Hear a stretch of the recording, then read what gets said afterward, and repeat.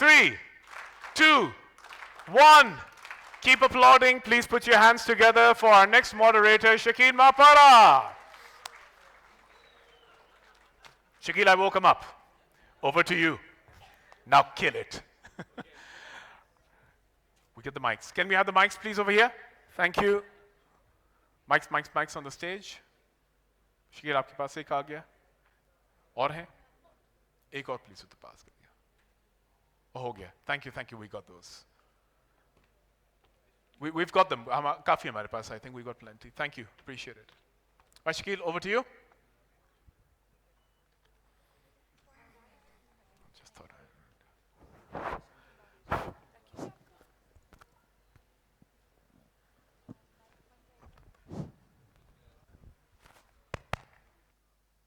Hello. Yes. I thought that he's going to introduce that and he left me on the stage. Okay. So I was just waiting for him.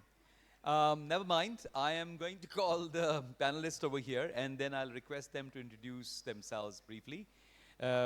First, I would like to call upon Miss Momina. And she's going to tell you about who she is. Okay. Kiran, if you're there.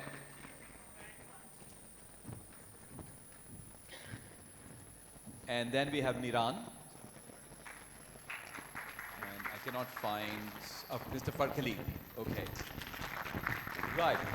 So, thank you very much. Let them introduce briefly about themselves and then I will take you through what we're going to talk about. Yes. So, could you start, Mimuna? Hi. Hello everyone, Assalamu alaikum, and thank you Umair, thank you so much. We were dreading that hame koi bhi nahi sunega, but thank you for waking everyone up.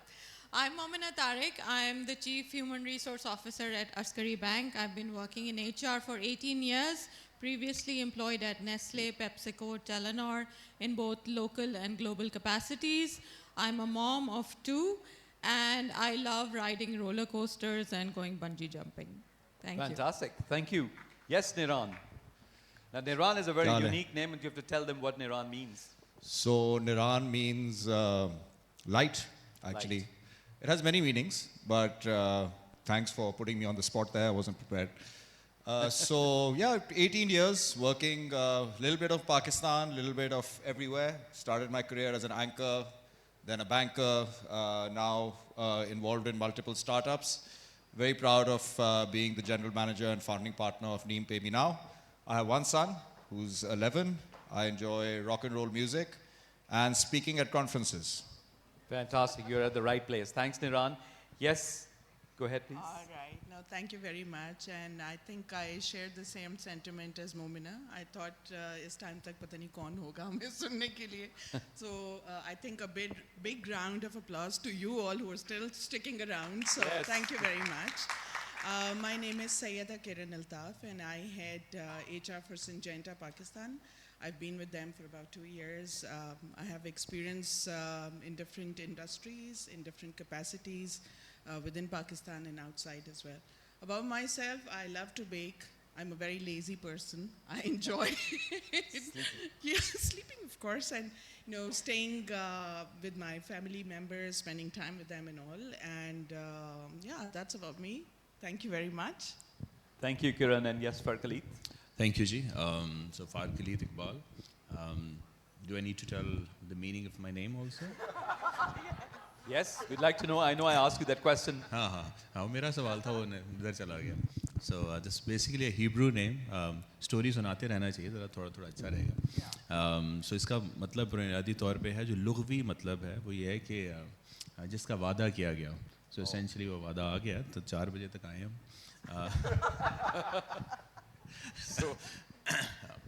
So I feel pretty young because it's been 30 years that I've been working. So exactly in 95 that I started working. And primarily I was a business guy, but then I moved into HR, so pretty interesting field to be in. We were talking about our kids also, so I've got 3 kids, 2 university mein aur 1 school mein phir raha.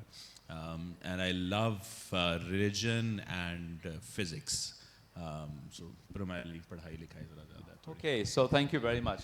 So while they all said that it's very nice that all of you are sitting, but I must make a comment that Islamabadis are really very punctual. they're very committed, and they're very dedicated and respectful that the panelists are here. So thank you very much Yes, for being here. definitely. Right, so what we will be discussing during the next 30 odd minutes or 40 odd minutes, we'll be talking about EVP, talent sustainability, we'll be talking about multi-generation workforce, and we talk about data-driven decision making. But I'm not going to ask them, what is this? Because everybody knows about it. So I'm going to start on my questions in the same flow that we prepared.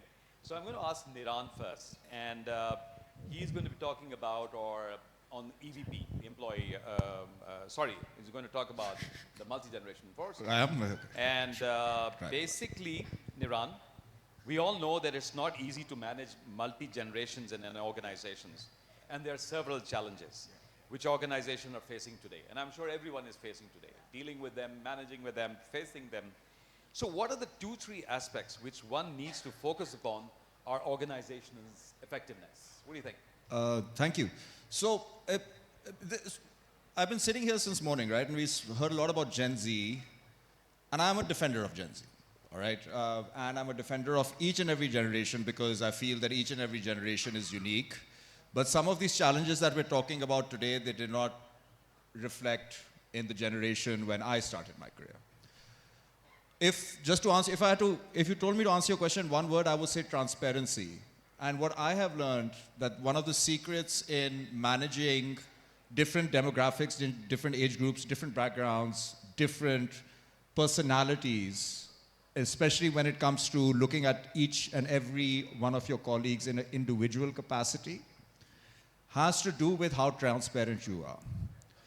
Most of the generation, when they say Gen Z is difficult to manage, or XY generation is difficult to manage, or A generation is difficult to manage, I think it has to do with how much you're willing to expose yourself in the level and reasoning behind the decision making that is taking place with you as a leader, with you as an organization, or with you sitting on XY board.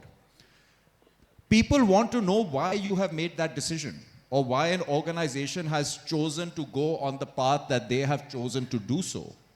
And I think every employee, irrespective of their generation or irrespective of their stature or their designation, has that right to ask why we are doing what we're doing and why certain decisions or certain paths or certain visions have been taken place. And I believe that that works really well with Gen Z, because I believe they demand a more effort from their managers, from their leaders, for them to get the answers of not just do it, but why are we doing it? What is the thinking behind it? Why did we take the decisions? Why do we take the decisions that we're taking? And if we put a little bit of effort as managers, I'm sure we can be very, very successful. So to answer your one question is transparency, is decentralizing the decision making. And even if you don't want to decentralize the decision making and remain authoritative, you have to give concrete reasons on why those decisions have been taken. And I think that kind of will work across generations and lead to more effective and more efficient teams. Okay, thanks a lot. I know, there are a lot of common grounds where all the generations can be brought together so that they work effectively. And we talked about one thing is respect. And that is, of course, without it, no generation would be happy about it. So taking forward to this aspect, now the managers, of course, are going to lead them. Either they're millennials or senior people, or even sometimes we have a Gen Z supervising a Gen Z also. So what should managers be aware of regarding generational differences in values, beliefs, the work attitudes? And yes, they are different in different generations. Thanks for throwing me another one, and it's a it's a tough one. But so these are personal experiences and not stuff which I've kind of read in degrees. I do feel that managers, when we are developing policies, whether they're human resource policies or policies in administration or collective policies, whether they're rewards policies or policies that are based on driving and making more effective teams, they are being more individualistic in nature rather than holistic in nature. So traditional policy making could be extremely holistic in nature and say, let's have one cafeteria voucher for all, for example. Yeah. Or let's give everyone OPD insurance and family insurance. But that does not solve everyone's problem. we need to develop policies which are more individualistic in nature. They can be holistic. It can be one policy and it has to be holistic, but it has to identify and provide somewhat of a solution or a semi-solution to individualistic problems. That policy might not feel specifically for you, but it does address a certain problem that you may be having. And we need better, and that's where data-driven decision-making comes on how do we solve individual problems through more holistic policies. There are many examples. I don't want to sell my product, but it has to evolve more of looking at teams and then looking at the individuals between those teams and making sure that we have the right policies which impact those individuals. And that's why AI scares me a bit, because we are heading towards an individualistic culture, but does AI account for that? And we can talk about that some other time. Thanks. Niran, thanks a lot. You know, that is something very important you talked about. If the future is going to be taken over by AI, and that is being discussed, we were all asking what will happen to us. So here is a job for HR. He needs to get more into depth about how individuals need their development for the future, through AI, with AI, or over the AI. So whatever you say so. Now, before I go into the next panelist, from the Islamabadis, I just want to ask anyone one question I'll take on this subject. Does anyone has a question? A quick question and a quick answer. Anyone? Just raise your hand and the mic will be at your table. No? Oh, yeah, okay, there's one quick question here. All right, the gentleman here. Sorry, he was adjusting the camera. Okay, so that's okay. All right, fine. So we'll go into the next aspect is about employee value proposition. I thought of asking the questions while we go through different subjects. So I'm going to turn towards Momina. And of course, we're talking about artificial intelligence and all that, but there still will be diversity in organizations. So given the diversity in organizations, and there'll still be multi-generations and much more aggressive generations to come, because there'll be lesser and lesser gaps between generations. So how can we develop an employee value proposition in an organization, which is also important for our organization to exist and compete in different businesses? Thank you. I'd first of all like to point out that, when we talk about multi-generations, let's stop boxing generations into certain behaviors or certain expectations and demands. And we keep talking about Gen Z and Gen Z. They're really cool people, so shout out to Gen Z. They're teaching us quite a lot of things. So what we're doing, so EVP, employee value proposition, weaves into all aspects of the employee life cycle. Aapke employee experience, rewards, benefits, culture, environment. What are you offering to your people? Why should anyone be motivated to join you? And the question to ask is, why should anyone want to work with you? So those are core questions that kind of become the premise of any EVP. Now what we've done is not necessarily looked at generations. In our strategy, when we started designing the EVP, we took a design thinking approach to solving this problem. And we looked at where people are in their different life stages and where people are in their different career stages. Now, someone who's joining an organization fresh from university would not necessarily, care too much about maternity or paternity benefits, but he or she would be very keen to know what money they're making, what growth opportunities and learning opportunities they'd be getting, and what kind of line managers or people managers they'd be working with, and what kind of environment and culture they're going to be part of. So looking at all these things, so someone in middle management, a woman or a man who's just started, their families would be more concerned with health benefits, for example, maternity or paternity benefits or leaves or time off and flexibility. So what we did was we identified personas of different people in their different life stages and how they want to take their career forward. So all in all, 8 to 10 personas we built, and then we started working on what kind of policies, what kind of benefits, what kind of rewards, what kind of recognition would be attractive to them? How do we give them accelerated career paths? People who are early in their careers need acceleration in their movements, faster growth, faster learning, faster promotions. And once they're settled in their mid-career, middle management, they can take a little longer to gain depth into their respective areas and then grow forward. So EVP is very important to be looked at from a multifaceted approach, from a design thinking approach, and not necessarily only boxing generations into specific types or specific expectations. And you know, it's also very important that when we create EVPs, we involve those people with us. So a lot of times HR, yes, has a tendency to work in silos, thinking that hame sab pata hai bhai, we know our people, but no. A lot of times you need to go out into the field and have the pulse of the place and understand from your people what their pain points are, and then start designing and include them in the design process so that it is foolproof and it is impactful at the end of the day. And then employer branding on top.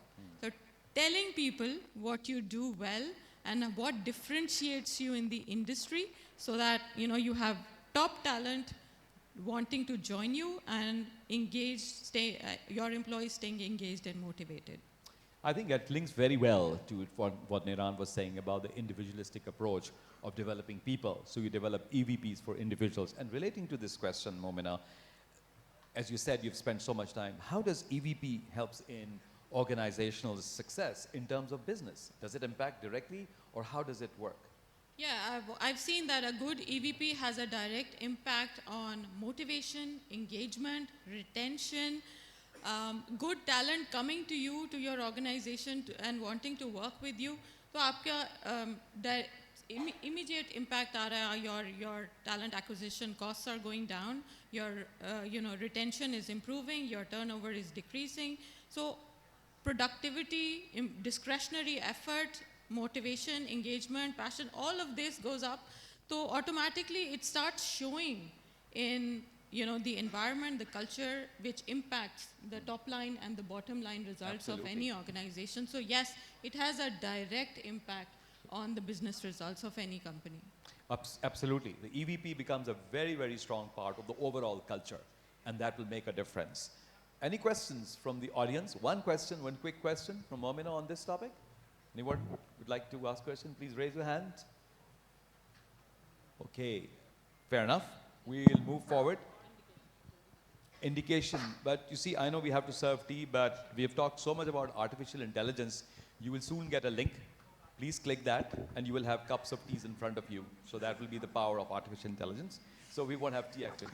All right, so the next topic is all about, youngsters are leaving the organizations, and especially the young MTOs who come in and then go out, and we keep on blaming the HR and the MTs and everyone. And it's not about that only. So let's hear from Farkali. What steps have you taken to improve talent sustainability in an organization? Mike? Okay. Okay, thank you, Shakil. I think very important aspect, of course, you attract people, right? The talent acquisition part, the EVP part, and the branding, and essentially that translates into people joining in an organization, right? And once you've done all the investment, the time and energy and money, and if essentially they land in an organization, of course the question is, how long do they stay with us? I think there are some macro factors, and sorry, some sort of economics would come into this part of it. Right. But I think human behavior is very important to look into, right? And at the end of the day, essentially we are humans. So whether we put ourselves into generations, into eras, into bigger sort of divides or whatever, essentially we are humans, right? I think at the macro level, culture I think plays a very important role. And I'll sort of construct the culture sort of dimensions also very, very clearly into that. So their culture is with the macro. In terms of the micro elements, I think training and what we were just talking about in terms of rewards, structures, what they actually need at individual level, the customized level. And also if I can use the word, sponsorship or stewardness in terms of the managers, right? But essentially, HR or the senior management can't do everything. Essentially, it's the second, third layer who's actually, meeting all the people. So at the macro level, again, culture, I would say. And culture, I think, a couple of things. We've recently sort of defined in our organization also, and we've said, 3 alphabets. We practice it all the time, so everybody remembers that. You tell them, everybody, transparency is one leg that we think should be there. इसका जिक्र भी हुआ अभी, the new gen, जो भी उसको नाम देना चाहिए, Z, Alpha, whatever, थोड़ा cliched हो गया इसलिए मैं नहीं कह रहा, the newer generation, whatever that is coming through. So there should be transparency वहाँ पे नज़र आए, उनको पता चले क्या decision कैसे हुए, what's the rationale behind it. And secondly, inclusiveness, right? Decision में, in terms of, again, what Momina was talking about in terms of how we came to a conclusion, in terms of how we are moving ahead. And last thing, of course, we are here for money. थोड़ा सा मतलब coziness अपनी जगह हो गई. Of course. सब कुछ हो गया. We need to deliver. So everything boils down to money, right? If you are making profitable sales, you're making money. So essentially, culture अच्छा है, transparency है, but business भी लाओ ना, essentially that. So that sort of culture has to be there. थोड़ा सा वो भी होने की ज़रूरत है. This is not for charity. सब मतलब अच्छा सब है, but essentially we are here for business, right? So I think at a macro level, culture, clarity हो, deliver करना है, respect से होगा, मिलजुल के हो जाएगा. और फिर learning and development, I think very important. Then good rewards. Again, in terms of that micro individual level, it boils down to the money that you get. Again, मैं चूँकि panelist की तरफ से साथ बहुत देना चाह रहा हूँ. Of course, you work for money, right? Essentially, right? And all those products जो भी हमें नज़र आ रही हैं, and इनका तो नाम भी बहुत अच्छा है, pay me now. Pay me now. So very action oriented, right? But essentially वो अच्छी मिले भी आपको, right? और अगर आपको लाइफ साइकिल्स के हवाले से किसी को जिम मेंबरशिप चाहिए वर्सेस किसी को पिक एंड ड्रॉप चाहिए versus somebody needs something else, mobile phones to in cash provident funds to medical encashment, जो भी चाहिए, whatever, if we can sort of flexibly adapt to their needs, if we can, right, making sure we make money at the end of the day, we don't lose money on individuals. Of course. So I think that helps. Again, coming back, रुकेगा आपके पास कोई ना कोई, इसलिए उस माहौल की वजह से, right, उस कल्चर की वजह से, that they want to come to that, not that कि वो सुबह और डर लग रहा है और वो कह रहे हैं बॉस ने सुननी नहीं है बात, या personal values breach हो रही हैं, गलत काम करने का वजह. So I think it does boil down to the culture that you can translate. Okay, thank you. Of course, we have talked all about, yes, I think it's the economic factor that you talked about, that the applause is coming. So, right, I mean, leading towards that, we do that a lot. We talk about compensation benefits. He talked about learning and development. We talked about the culture and EVP and everything. Yet, there will be talent, not the dead wood. They will leave the organization for some other thing because they have the crave for something new or a new industry. The question is that how can we build a sustainable talent pipeline? Because you will need to replace good people with very high potential people. So how would you do that? Okay.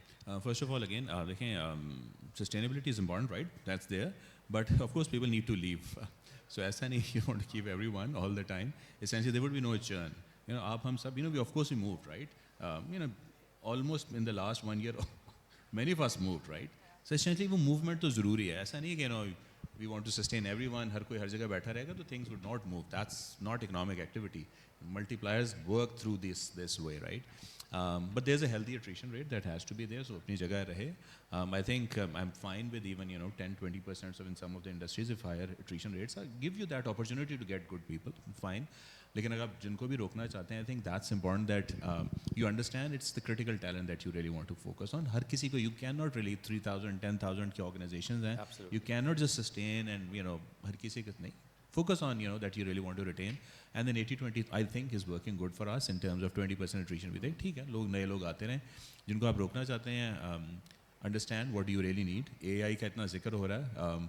In 5 years time we don't really know what is going to happen. So अभी हम उसको रोक रहे हैं, retention plans दे रहे हैं. You got LTIs and STIs built into the entire plan, which is 3 years, 5 years के LTI plans हैं. आपको 5 साल बाद तो चाहिए ही नहीं in certain cases. So understand what you really need. So step 1, understand in 5 years, 10 years time, at least 5 years, 10 years would be too long a horizon for us.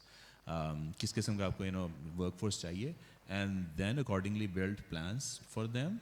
Retention रखनी है, training development करवानी है, and also look into technology driven data. Your dashboards does help. You know, when you look into numbers, you realize there are certain white spots, black spots, you know, नज़र आ रहे हैं जहाँ पे that could help you out for that.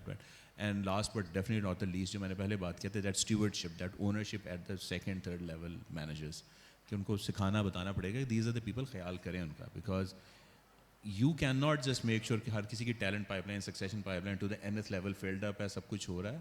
Somebody has to take responsibility, and that is the line, I think. Okay, so thanks a lot for pointing out that. So at the end of the day, regardless of AI or non-AI age, we will have the development of leadership, no matter what level, what age it comes to. So no doubt about it. Any question on this topic from the audience? A quick question, or we go into the next subject. All right, so I think we will go on to the next subject. Now this is interesting because we've talked about AI, we've talked about EVP, talent sustainability, and we've talked about organizations, generation, workforce, at all. And since the morning that we are coming through, he also talked about getting the data, and everybody's going crazy about the data.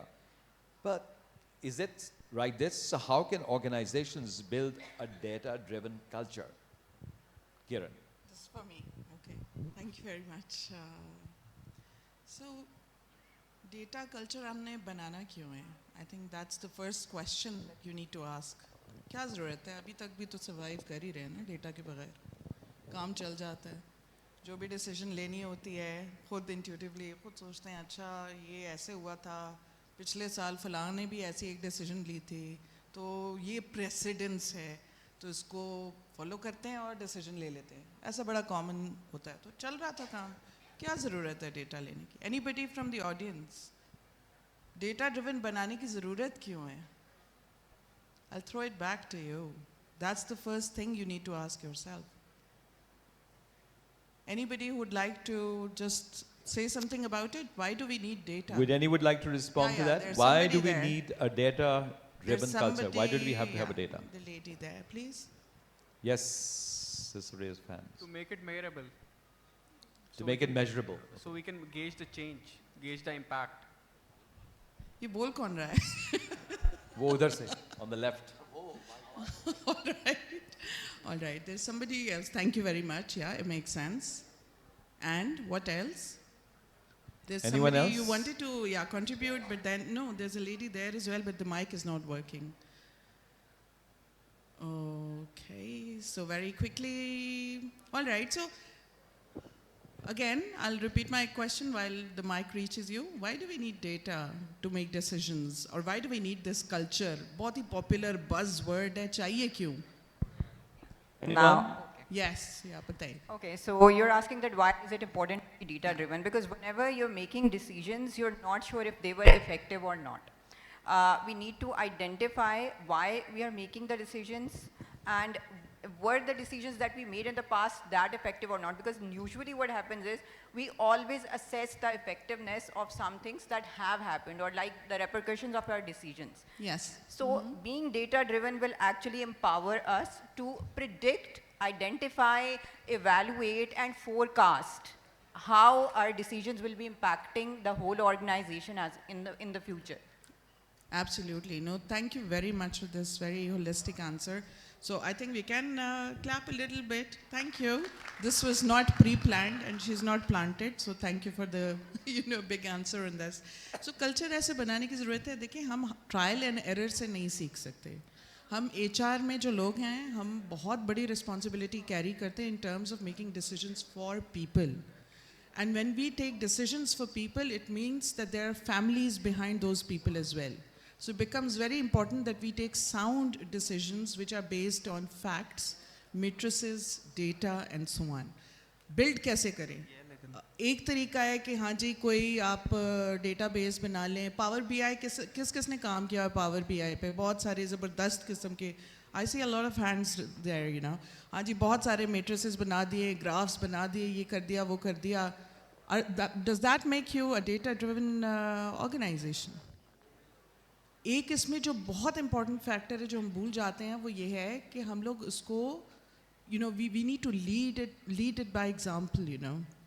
We need to make sure कि हम अपनी हर decision जो बड़ी decision है, अब ये decision नहीं कि फलां ने मुझसे छुट्टी मांगी है तो मैं डेटा देखूं कि मैं उसको छुट्टी दे सकता हूं कि नहीं दे सकता हूं, या फिर कोई रेगुलर एक आपने डेली बेसिस पे डिसीजन लेनी है, उसके लिए डेटा देखने की ज़रूरत है, but something which is meaningful, which is big for the organisation, you definitely need to look into the data. तो for me it there is few factors in there. एक तो स्ट्रक्चर, आप डेटा इकट्ठा कैसे कर रहे हैं, कहाँ पे इकट्ठा हो रहा है, कौन से टूल्स इस्तेमाल कर रहे हैं. उसके अलावा बिहेवियर आपका बहुत ज़रूरी है, specially from a leadership perspective, from a culture perspective. Culture is always driven from the top, right. So क्या एग्जाम्पल सेट हो रही हैं, क्या आप उसके लिए प्रॉपर, अभी फरकलीद बात कर रहे थे कि कोई भी चीज़ आपने एम्बेड करनी है उसके लिए आपको proper from a different lens देखना पड़ता है. Recognition, reward, are you recognising the right behaviours, you're rewarding the right behaviors and all. तो ये एक ऐसा नहीं है कि एक इवेंट है कि आपने एक टूल बना लिया है, उस पर डेटा इकट्ठा हो रहा है, हाँ कभी चाहिए होगा तो जाके देख लेंगे. इट्स अ प्रोसेस, और इसमें ये सारे एलिमेंट्स आते हैं, which I said, structure, behaviour, leading by example, making sure you're doing it every day. Like you wake up in the morning, they say, somebody said that you have to make bread every day when you wake up. ऐसा नहीं है कि एक दिन बनाई और अगले दिन खुद ब खुद कहीं से आ जाएगी. So same applies here as well. So yeah, it's a process for me. Okay, thanks a lot, Kiran. And I do recall, or abhi bhi aisa hi hota hai, कि a lot of managers or leaders just keep on asking people to collect data of no use. Because जब उनके पास काम कराने के लिए कुछ नहीं होता, then they just ask people to get the data and make Excel sheets, and Excel sheets चलते रहते हैं. Yeah. But the fact is, if the people don't have the right vision or the right perspective or the right direction, how can they use the right data? Now, with this new artificial intelligence, the recovery of the This the collection is of the data. 900th time I've heard this word today. Right, AI. right. So it's basically Data. I'm collecting data. That's what it is. absolutely.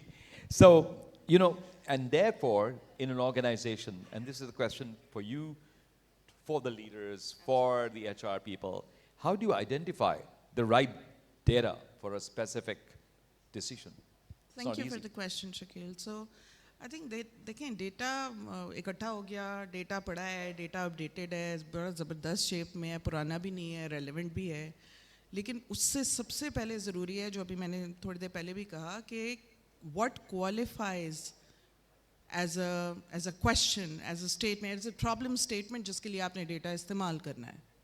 Her random चीज़ के लिए तो नहीं करेंगे, लेकिन things which are really going to have an impact on people, on the organisation, on the future of the organisation. ठीक है, तो उसमें सबसे इम्पॉर्टेंट चीज़, whenever you ask to take an important decision, come up with a proper problem statement. अगर आपको किसी ने कहा है कि भाई ये मुझे निकाल के दें, ये मुझे डिसाइड करके दें, तो sit down with them and ask all the right questions. Look, the data will only tell you a story if you have the right question, right? ऐसे नहीं है कि आप कोई कोई 25 टैब्स वाली एक्सेल शीट में डेटा भरा हुआ है, अब वो सामने पड़ी, अच्छा इसका करना क्या है. So picking up the right matrices, picking up the right data points, क्या relevant है. फॉर एग्जाम्पल, अगर आपको कोई कहता है कि जी मुझे बताएं, मेरा ख्याल है CEO of the company says one odd day कि जी वर्क फ्रॉम होम बड़ा इफेक्टिव होता है, तो उसमें प्रोडक्टिविटी ज़्यादा हो जाती है लोगों की, तो कल से हम ना लोगों को कहते हैं कि घर से काम शुरू कर दें. अब now this is an important decision, like as somebody sitting in HR, would you just go with it? You have to actually question कि अच्छा why do you think this is important, what made you think so. पहले तो boil down करें, एक hypothesis पकड़ें, आपका problem statement क्या है, उसके बाद you pick up the relevant data points. ठीक है, क्या directly impact करेगा, क्या indirectly, उसमें क्या क्या हो सकता है कि हाँ जी प्रोडक्टिविटी बढ़ जाती है. आप देखें बिजनेस रिजल्ट्स निकालें, आप पिछले साल का डेटा देखें, आप ये देखें कितने लोगों ने घर से काम किया, नहीं किया. You pick up the trends and everything, then you start coming up with something concrete. So I think this in my opinion is really important कि पहले तो सवाल क्या है उसको देखें, बाद में देखी जाएगी कि डेटा कहाँ से लेना है और क्या लेना है. Absolutely. I think it's very important to find out what data you want and whether this data is correct for the future direction as well. Any question from the audience? The last section that was. Anyone would like to throw any questions relating to their topics? Anyone? No. Right. Fine. But but thanks a lot for listening this late hour of the day. I'd like to thank Farkaleed, Kiran, Niran, and Momina for being here and taking their really time out from their organizations and coming here. And one thing I must repeat, and we are from Karachi, three of us at least, and one is from Lahore, and she's also from Lahore, moved here. We have to appreciate the discipline of the Islamabad crowd. So really fantastic. So thank you very much for being here, and good luck. And over to Mayor.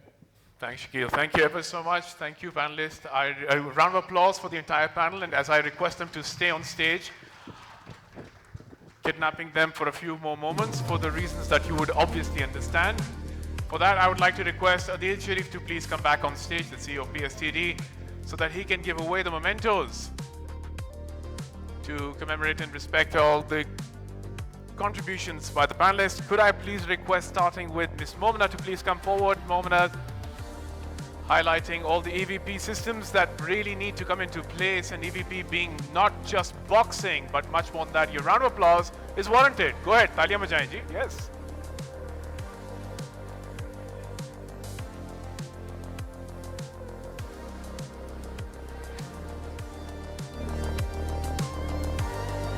Can I also request Niran to please come forward and please receive his memento from Adil.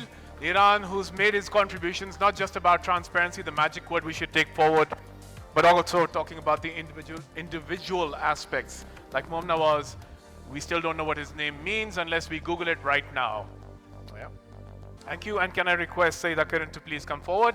Kiran, for you. Yeah, it's you. Yes.